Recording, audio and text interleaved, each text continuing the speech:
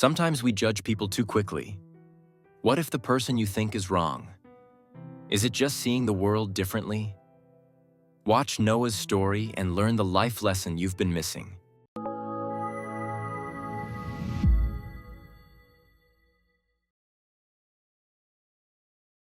There was a quiet town surrounded by green fields and winding roads.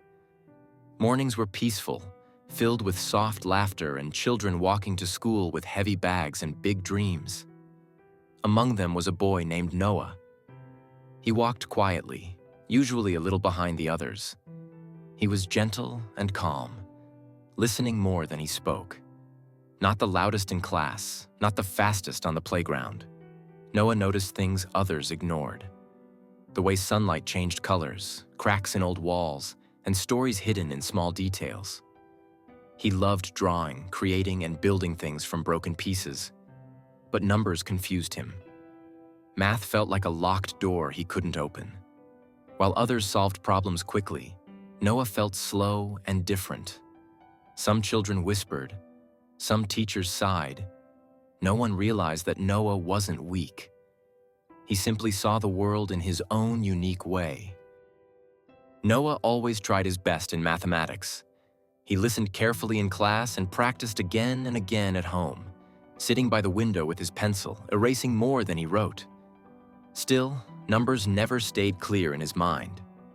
While other children answered quickly, Noah paused, counting slowly and sometimes using small stones or buttons to understand.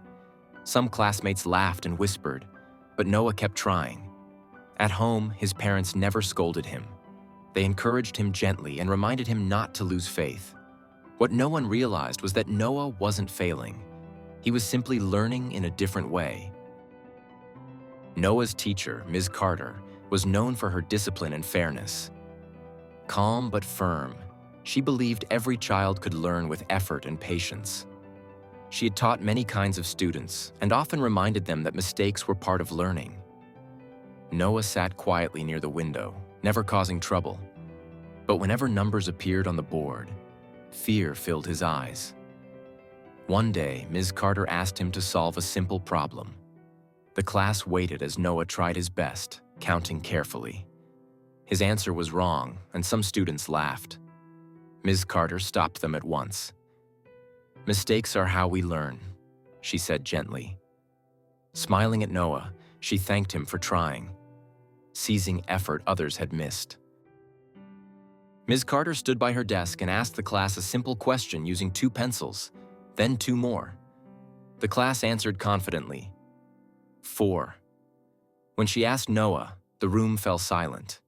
Noah's heart raced as he stared at the pencils. He quietly touched the small stones in his pocket and counted slowly, step by step. Whispers filled the room, but Ms. Carter waited patiently. At last, Noah whispered, 4. Ms. Carter smiled warmly and praised his effort. For the first time, the classroom felt safe to Noah, a place where trying mattered more than being fast.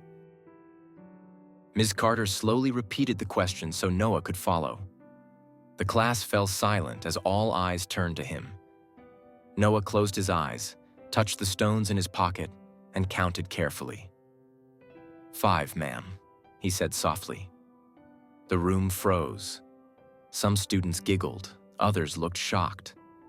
Ms. Carter noticed Noah's focus, his moving lips, and nervous fingers. This wasn't carelessness. It was struggle. She knelt beside him and gently asked how he counted. Noah placed his stones on the desk, matching them with the pencils. The class watched in surprise. In that moment, Ms. Carter understood. Noah wasn't wrong. He was thinking differently, in his own quiet, honest way. Ms. Carter tried a new approach. She crouched to Noah's level, her voice calm. "All right, Noah," she said. "If I give you 1 book and then 1 more, how many books do you have?" Noah's face lit up. The problem felt simpler. He pictured the books and replied immediately, 2, ma'am. The class was quiet. A few students were surprised. Some realized Noah wasn't incapable, just different. Miss Carter noticed he understood smaller, clear steps but struggled with abstract problems. She looked at the pencils again and said gently, "Let's try them like the books, one by one." Noah carefully touched the pencils, feeling a spark of hope. For the first time, someone was helping him see the world the way he understood it. In that classroom, patience, understanding, and a different approach revealed the quiet brilliance of a mind often misunderstood. "Noah," Ms. Carter said firmly, "you answered the book question correctly. Why are you saying 5 pencils?" She placed 2 pencils on his desk, then added 2 more. "Count them," she instructed gently. Noah looked carefully at the pencils, then instinctively glanced at his school bag. Softly, he said, "5, ma'am." A few students snickered. Whispers filled the room. Noah's cheeks flushed, and he lowered his head under the weight of judgment.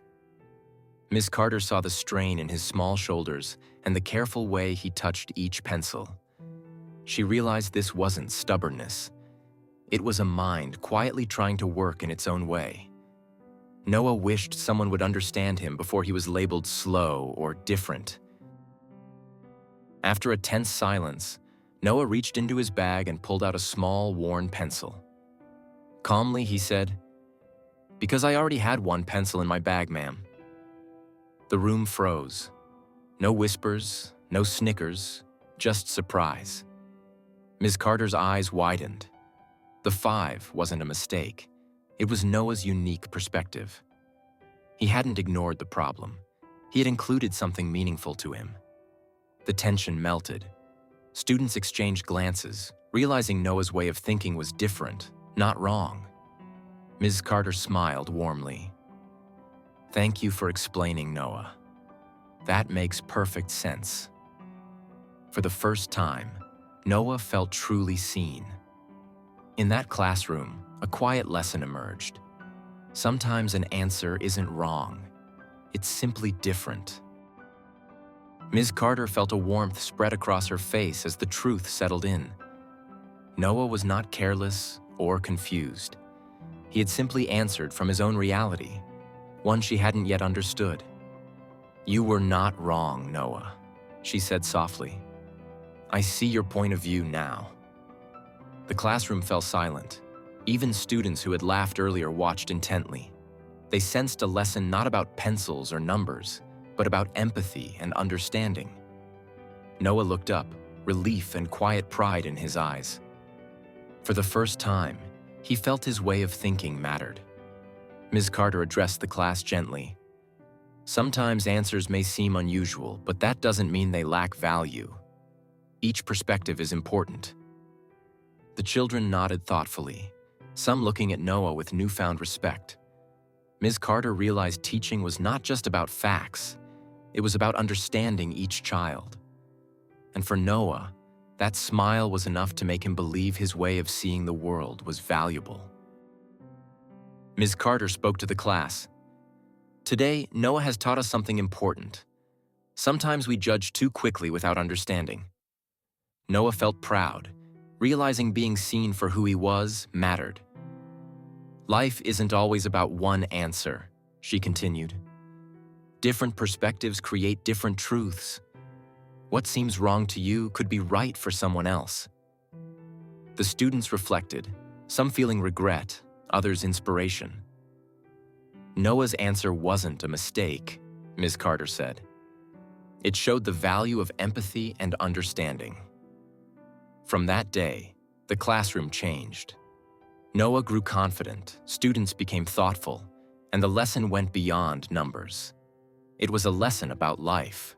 If this story touched your heart, if it made you pause, think, or learn something valuable, please like this video, share it with someone who truly needs this message today, and tell us in the comments, what did this story teach you? Don't forget to subscribe to this channel for more powerful stories that inspire, heal, and change the way you see life.